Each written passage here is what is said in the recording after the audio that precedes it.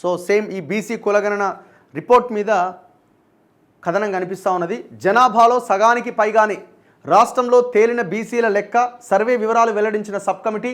అన్ని వర్గాలకు న్యాయం చేసేందుకే సర్వే. 96.9% ప్రజలు పాల్గొన్నారు. దేశ చరిత్రలో గొప్ప ముందడుగు. రేపు క్యాబినెట్కు నివేదిక. తెలంగాణ బీసీ ఉద్యమ చరిత్రలో సువర్ణాక్షరాలతో లిఖించదగింది. ఒక 10 minutes ఉండండి. సో బీసీల లెక్కలో బీసీలు 46.25%.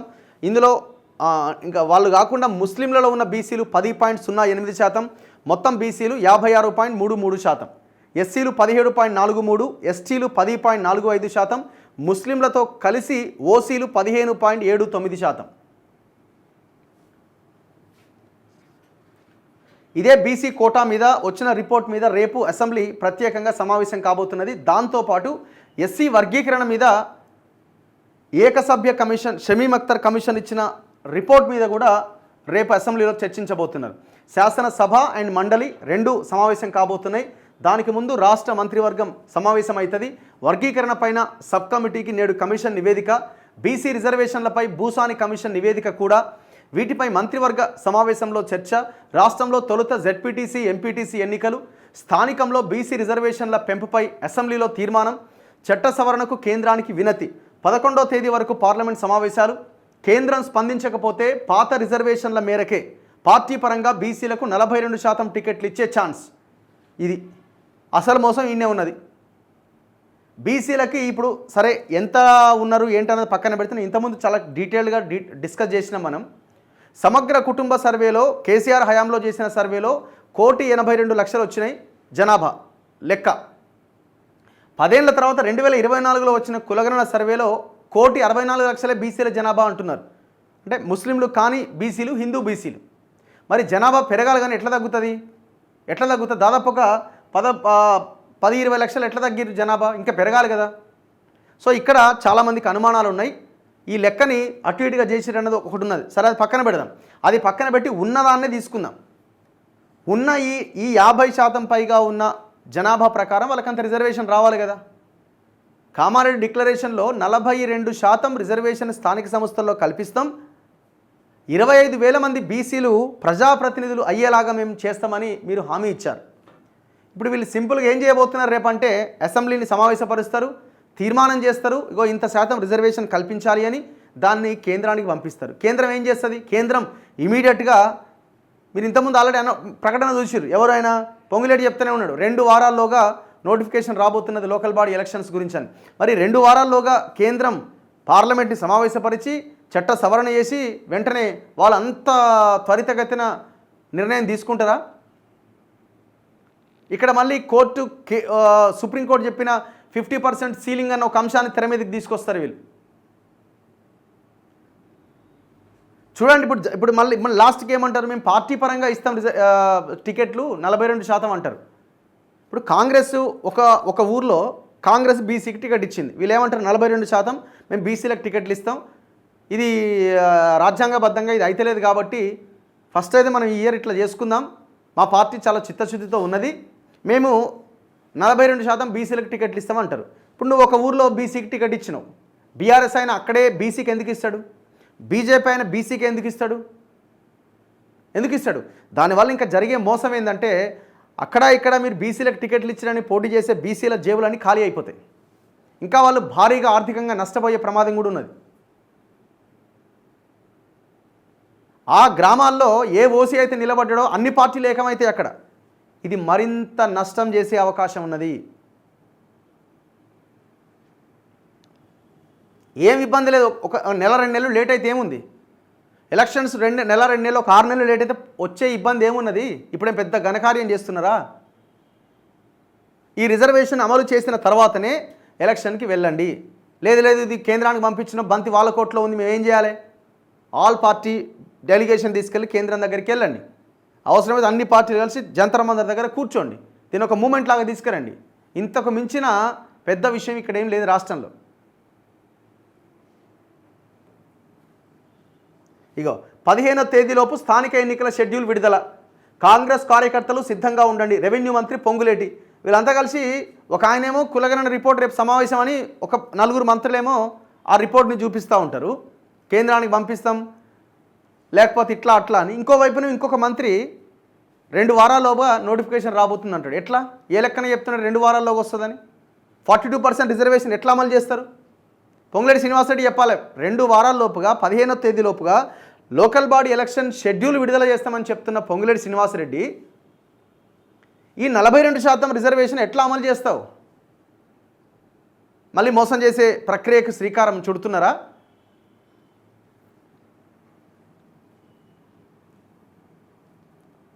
స్థానిక ఎన్నికల్లో బీసీలకు రిజర్వేషన్లు, ఎస్సీ వర్గీకరణ నివేదికలపైన చర్చించేందుకు అసెంబ్లీ ప్రత్యేకంగా సమావేశం కాబోతున్నది. చూడాలి రేపు సమావేశంలో ఏం నిర్ణయం తీసుకుంటారో, తర్వాత ఏం జరగబోతున్నది చూడాలి. ఒక్కసారి పాశం యాదగిరి గారు కాల్ చేస్తున్నారు. సార్ మనం ఇంతమంది కాల్ చేసినాము. హలో సార్, నమస్తే.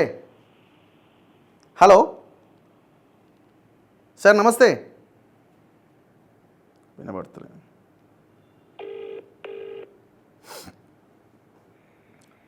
సార్, నమస్తే సార్. సార్ సార్ ఇప్పుడు ఈ కులగణన లెక్కలు బయటకు వచ్చినాయి.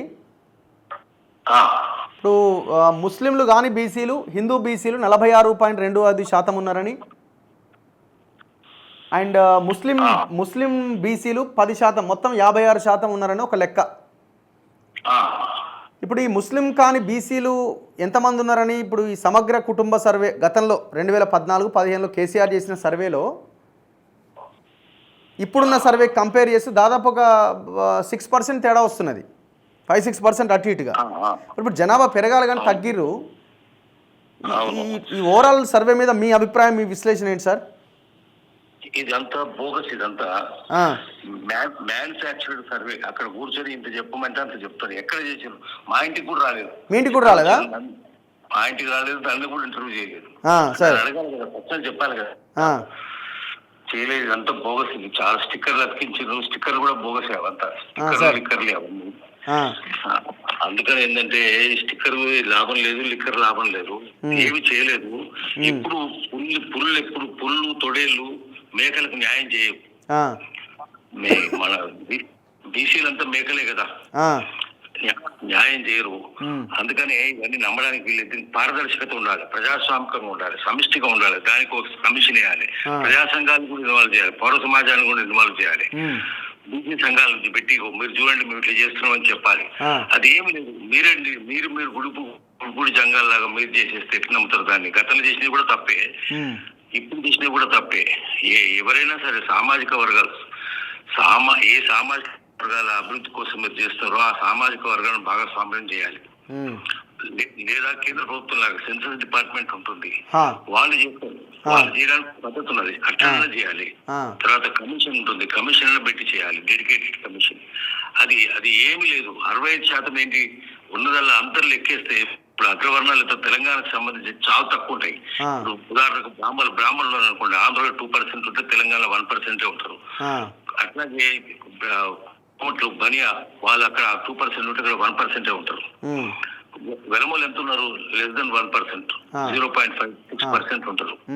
ఈ తక్కువ ఏమున్నాయి? రెడ్లు కూడా తక్కువ, రెడ్లు ఒకరు కాదు కదా. ఇప్పుడు అంత ఓసీలు కలిపి 16% లెక్కేసారు. ముస్లింలలో ఉన్న ఓసీలు వీళ్ళంతా కలిసి 16% వేసారు.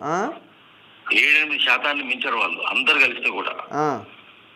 3% కంటే ఎక్కువ రెడ్లు లేరు. తక్కువలంతా కలిస్తే కూడా 4% ఉంటారు, అంతకంటే ఎక్కువ ఉంటుంది. ఇప్పుడు మీలాంటి వాళ్ళది చాలా మంది సర్వే చేయని వాళ్ళ లెక్క అంతా తీసుకుపోయి ఓసీలలో కలిపినట్టు. అయితే ఈడ రావాల్సిన 5-6% ఎత్తుకపోయి అలా కలిపినట్టున్నారు. అలా కలిపేసిండ్రు, అందులో కలిపేసి వీళ్ళందరూ మా వాళ్ళే అని చెప్తున్నారు. తప్పది. అందుకనే కూర్చో. ఇప్పుడు ఇంతమంది అసలు చేసే పద్ధతి ఏంటి? మీకు తెలియ ఎంతమంది ఉన్నారు? మీ లెక్క ప్రకారమే మీరు సర్వే చేయకుండా కూడా తెలుసు. మీకు తెలిసినప్పుడు పోనీ 40%, 50% అనుకోండి. మరి ఆ పర్సంటేజ్ ప్రకారం మీరు ఎమ్మెల్యే టికెట్లు ఇస్తున్నారా, అసెంబ్లీ టికెట్లు ఇస్తున్నారా, కౌన్సిల్ ఎలక్షన్స్ టికెట్లు ఇస్తున్నారా? ఎవరికి ఇస్తున్నారు మీరంతా? అదే విష్ణు రామచంద్రారెడ్డి వారసులకు ఇస్తున్నారు కదా. నిజాం ఏది చేసిండో, బ్రిటిష్ ప్రభుత్వం ఏది చేసిందో, ఇప్పుడు అంతకుముందు టీఆర్ఎస్ ప్రభుత్వం కావచ్చు, ఇప్పుడు కాంగ్రెస్ ప్రభుత్వం కావచ్చు, అదే చేస్తున్నది. వాళ్ళకే నక్కలకు తోడలకే మేలు కలిగిస్తున్నారు.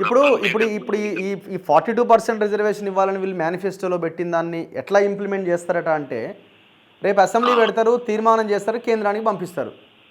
అవును. బంతిగా వాళ్ళ కోట్లో ఉంది, మనం ఏం చేయలేకపోతున్నాం కాబట్టి మధ్య మార్గంగా మేము 42% మేము టికెట్లు ఇస్తాం వాళ్ళకి అంటారు. ఇప్పుడు వీళ్ళు టికెట్ ఇచ్చిన దగ్గర బీఆర్ఎస్ కానీ బీజేపీ కానీ వాళ్ళు ఎందుకు టికెట్ ఇస్తారు బీసీకి? వీళ్ళు బీసీ పెట్టినా వాళ్ళు ఓసీ పెడతారు. తర్వాత ఓడిస్తారు వీళ్ళు వాళ్ళు కలిసే ఉంటారు, మళ్ళీ కలిసే ఉంటారు.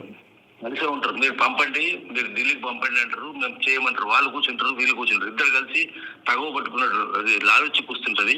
చివరికి ఏమి ఇద్దరు కలిసే ఉంటారు. దీంట్లో కులమే ముఖ్యం కదా, దీంట్లో వర్గం కాదు, పార్టీ కాదు. అవును, కులమే ముఖ్యం కాబట్టి వీళ్ళందరూ కలిసే ఉంటారు. పగటిపూట గల్లి బుద్ధులాట, ఢిల్లీలో ముద్దులాట, అంతే అంతే. కలిసే ఉంటారు, ఏం తేడా ఉండదు. అందుకని ఎవరు నమ్మొద్దు. మనమైతే నమ్మకూడదు, ఇదంతా బోగస్. ఇది ఏం చేస్తారు మీరు ఇప్పుడు ఎలక్షన్స్ లో? ఏం చేస్తారు అడుగుదాం, బీజేపీని అడుగుదాం, కాంగ్రెస్ లో అడుగుదాం. ఇది కౌన్సిల్ ఎలక్షన్స్ లో ఏం చేస్తున్నారు మీరు? ఎవరికి టికెట్ ఇస్తున్నారు? ఇచ్చిండ్రా? మీరు ఇవ్వలేదు కదా, ఎవరికి ఇస్తలేరు. అందుకనే ఇదంతా బోగస్. ఓడిపోయినాక ఎవరైనా ఇస్తే ఇవ్వచ్చు. మీరు గతంలో ఎట్లా ఓడిపోయే సీట్ ఏదైనా ఉంటుంది బీసీలకు ఇస్తారు, గెలిచే సీట్ మాత్రం గెలిచే సీట్ ఉంటే. ఇప్పుడు ఒక వైపునేమో రేపు అసెంబ్లీ పెట్టిన తర్వాత రిజర్వేషన్లు ఎంతో డిసైడ్ చేసి కేంద్రానికి పంపిస్తామంటున్నారు. ఇంకా అది ప్రక్రియనే స్టార్ట్ కాలే. పొంగులేటి శ్రీనివాసరెడ్డి ఏమని స్టేట్మెంట్ ఇస్తాడు? నిన్న 15వ తేదీలోపు లోకల్ బాడీ ఎలక్షన్ షెడ్యూల్ వస్తుంది అంటాడు. మరి ఈయనకి ఎట్లా తెలిసింది? అంటే రిజర్వేషన్ ఎంత ఇస్తామని ఈయన డిసైడ్ చేసిండా? ఈయనకు ముందే తెలిసిందా? అంతే కదా.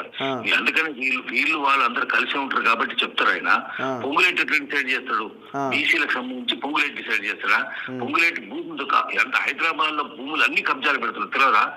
అదే నవీన్ మిత్తలు, అదే ఈయన, వీళ్ళందరూ కలిసి చేస్తున్నారు. ముఖ్యమంత్రి ఆయన ఏం చేస్తున్నాడు? ఎక్కడెక్కడ భూములు రేపు ఇవన్నీ బయట పెడదాం, ఏమైతుంది? అయినా సరే ముఖ్యమంత్రి ఆయన ఎందుకు భరిస్తున్నాడు?